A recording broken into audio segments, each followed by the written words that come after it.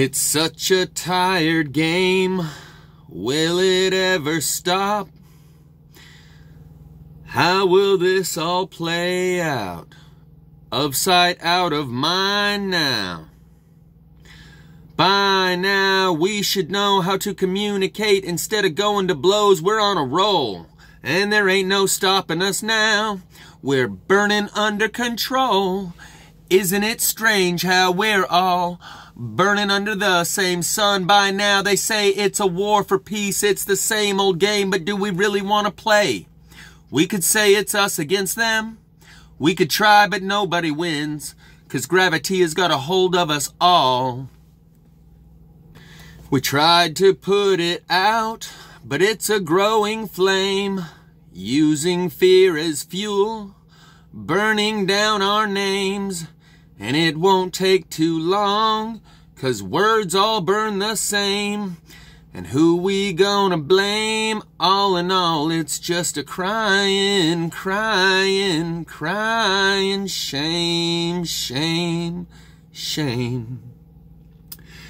By now, it's beginning to show a number of people are numbers that ain't coming home. I'll let you listen to the rest of that song.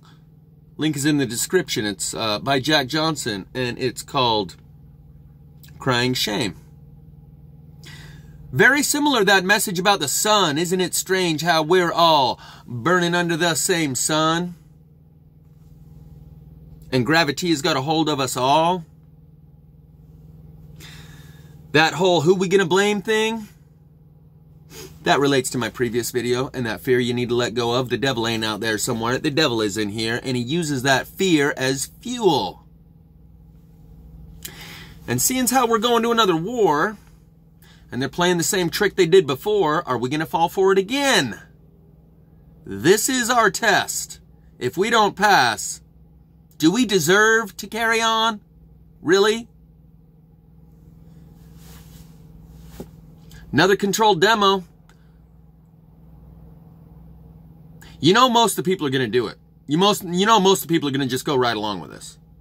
Even if they can see it's the same exact controlled demolition operation as before.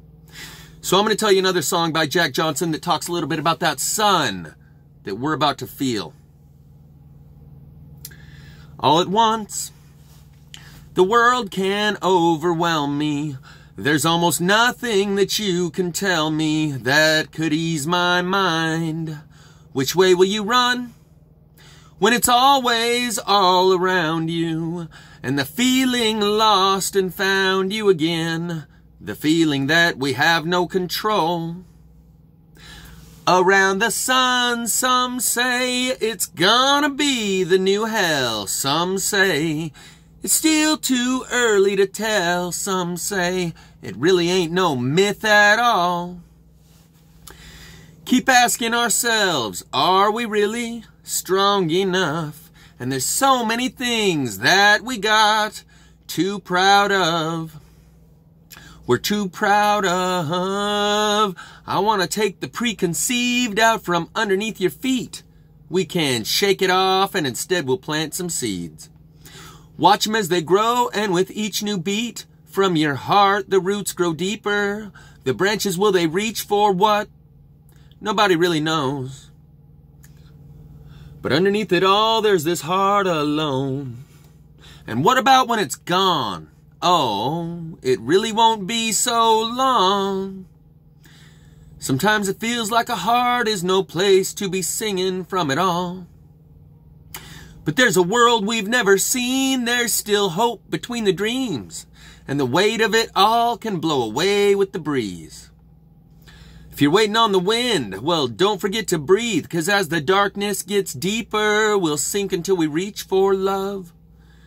At least something we can hold, and I'll reach to you from where time just can't go.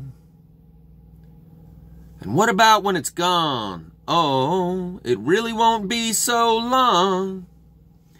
Sometimes it feels like a heart is no place to be singing from it all.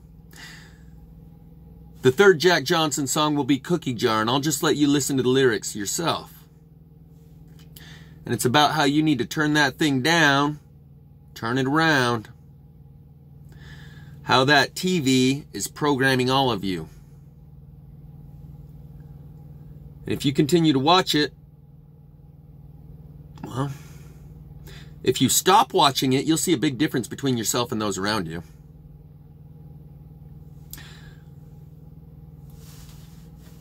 This song, Crying Shame, when it says, by now it's beginning to show a number of people or numbers that ain't coming home. Those are the ones that are watching the TV. Those are the ones that are pledging allegiance to the red, white, and blue. Praise America.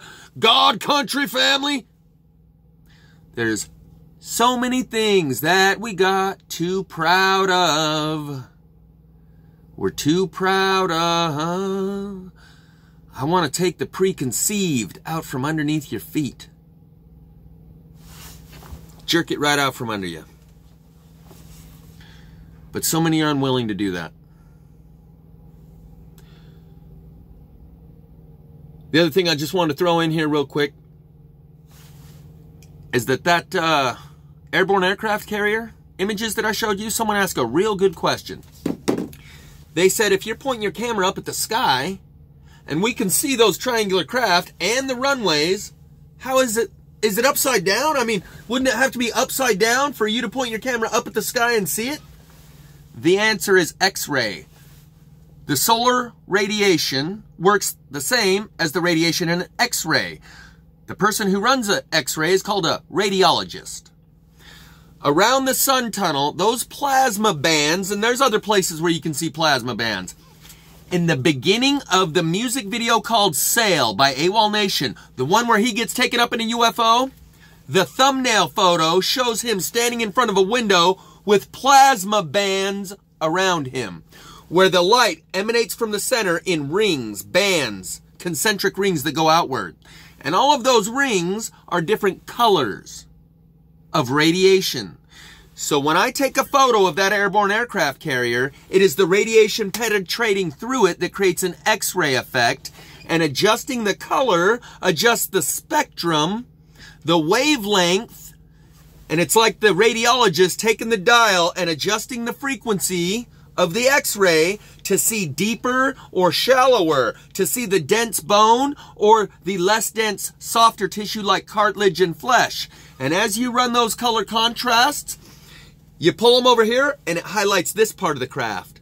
You readjust the color contrasts and it shows this part of the craft. Or in the same exact area, it shows you a different depth. So you're actually seeing different parts of the craft based on where you adjust those colors and contrast in the adjustments. And it's an X-ray.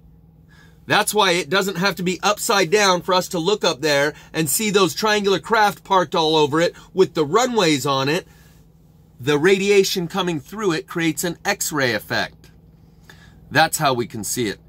That's why the color bands around the sun as they come out are all different colors.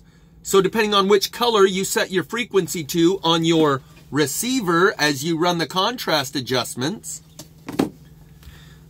that determines the depth that you're seeing into the craft based on the color that you're tuned to and where that band is in the craft at the exact moment that you took the picture. It's a great question. I thought I should just throw that in there as an explanation for people who might also have the same question. And even if someone hadn't thought of the question, that explains a lot. And so that was a very good question. And I'm glad he asked. That way I could deliver the answer to you and help. It's critical to understanding what it is we're seeing, and I kind of failed to mention that, but that is one of the conclusions that I've come to, or at least my current operating theory on why and how we're able to see all that up there. X-ray, plasma, radiation does the X-ray job. Run the contrast on your phone, you're a radiologist taking an X-ray. Just throwing in a couple extra gravy giblets here. You remember when I called out that guy because he had three different YouTube channels that he was using, and he was duplicating his comments, which made it look like he was a bot. And he's like, I'm not a bot, or an agent or any of that. When I posted that video of the same Martian, if you will, seen on the surface of Mars as in the Vatican. And he sent the correctional video, said, oh no, here's the real video. You remember that, right? You remember that, okay. When I posted that, the 8-year-old video that he had sent me and said, oh no, here's your cleared up image. Look, it's just a darker skinned dude wearing a hat. And I used that video to tell you guys, oh hey, looks like old the bot here, the agent that's got 3 different handles that's duplicating their comment, showed us that that's really just a dude wearing a hat and a darker skinned dude. And he fished up an 8-year-old video. When I included that video link in the description, that day, they disabled it. 8 years later, on the very day that he sends it to me as a correction to show me, no, you got it wrong. It's just bad lighting or something on that other video. Does that sound like a coincidence? That you can explain or accept as coincidence? I didn't even know it. I only saw it because someone in the comment section right after I posted that video said, I can't believe they disconnected that link. I clicked the link. Sure enough, it's gone. So was it even a real video from 8 years ago? Or was it a doctored version? Like I said, the AI works so quick. They can formulate a video, post it, backdate it, give it 1 million views and say, oh no, here you go. Here's what that was. And then I put the link in the description, and by the time someone clicks the link to watch it themselves, they're like, oh, it's disconnected. 8 years later, on the day I post it, on the day he shows me, oh no, that reptilian in the Vatican, that was just a dark-skinned dude. Really? I was going to say something about proofs, but I don't want to be a jerk. But I just thought I'd mention that. Isn't that a coincidence? Yeah, that's a big coincidence. Just the number, one day out of 8 years, 8 times 365, right? That gives you a pretty big range right there. But for that one in about 3,000, 1 in 3,000. 8 years is approximately 3,000 days. So that's a 1 in 3,000 chance that it disappeared on the day that I put the link in the description, and they just happened to disappear that day. Add to that the fact that it was on the day that I made that video, and you got to stretch your synapses to think that, oh no, that was just a coincidence. Just to be clear, the name of the video that I'm referencing is 3 Psych Warfare Operatives Exposed, where in my previous video, I show this little guy who's wearing that red cape right there. Looks like a little green man. And then you can watch the video for yourself. The bot agent with 3 different accounts that duplicates the same comment on 2 different occasions sends me the video link. Oh no, look, it's just a little dark-skinned dude. Yeah. This is a teachable moment. Yeah, teachable moment, all right. Because the link he sent me, or he didn't even send me a link, he gave me the way to go search it up. I went and searched it up at Vatican.com or whatever it is, and put the link in the description. And within an hour or 2 of me posting that video, I saw someone's comment in the comment section saying, I can't believe they already disabled that link. 8 years. So it took this operative that's got 3 different accounts an hour to round up all the information from 8 years ago, and he didn't even send me a link. He just told me how to look it up, and you can look it up here, and you can look it up there. So sure enough, I looked it up. There it is. Put the link in the description, put it in my video. Bam, it's disabled. We are not powerless. We are influencing the game. They just announced airborne aircraft carrier through the military very recently. You're a player in this game. Far bigger than you believe. It's a lie of scale. That's why they telling us it was 1 trillion, million, billion years since this last time the Nibiru came around. Maybe instead of 26,000 years, it's 260 years. Maybe instead of 2,000 years since Christ, it was a lot less than that. A lie of scale. For instance, I heard them say just the other day, I think they were talking about volcanic activity at Yellowstone, and they say it has quadrupled in the last 4 years. But if they told you it has quadrupled in the last 6 months, that would raise some alarm bells. But if they tell you it's quadrupled in the last 8 years, that would also be true. Even if it has quadrupled, from now to 6 months ago, it's quadrupled, 4 times the amount it was. They just tell them that it's 4 times the amount that it was 4 years ago because it stayed steady for all this time and then suddenly quadrupled in the last 6 months. Tell them that it's 4 times what it was 4 years ago. And they go, whew. They do the math subconsciously and think, oh, okay, I guess 4 times bigger than it was 4 years ago. And then it's just doubled every year. So we probably got a few more years left at least. They tell you it's quadrupled in the last 6 months. You start shitting your pants. It's a lie of scale. And allows you to do this math in your head. That's why they tell you there's 7 trillion people on the planet and 6 quadrillion Jews died in the Holocaust. And these lies of scale work so well. The example I just gave you is a very good example to be able to understand this. If the earthquake activity quadrupled in the last 3 months or 2 months, you could still tell them that it's 4 times what it was 4 years ago, and that would be true. Or you could tell them it's 4 times what it was 8 years ago, and that would be true. Or you could tell them it's 4 times what it was 20 years ago, and that would be true. And the effect that it has on their psyche is a lot different, even if you just stretch it from 6 months to 4 years. Here's just a random thought I had recently that I said to my dad, and he ended up saying to the doctor, and the doctor didn't really like hearing it. Told him if I ever get cancer, I'm going to be the first one in a long time to die of cancer, because everyone else dies of the treatment. What do you think the chances are cancer is just like COVID? You got to raise the awareness of it so everyone, and no one for a very long time has challenged the doctor when he pulls out his magic wand and abracadabra, cancer. Okay, give me the radiation and chemotherapy, not chemotherapy, which is how you pronounce that word in every other instance.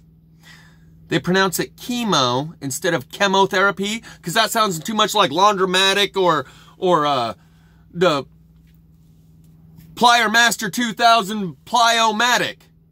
Chemotherapy.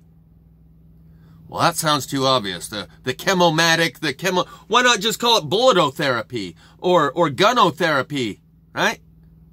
Poisonotherapy. Chemistry, chemical, not chemistry or chemical. Why is that word pronounced slightly different for the magic of the wizardry spell? And anytime some doctor pulls out the word cancer, it's been a long time since anyone's challenged it and said, you know what, I'd rather die of the cancer than the treatment. How long since you've known of someone that died of cancer, not the treatment?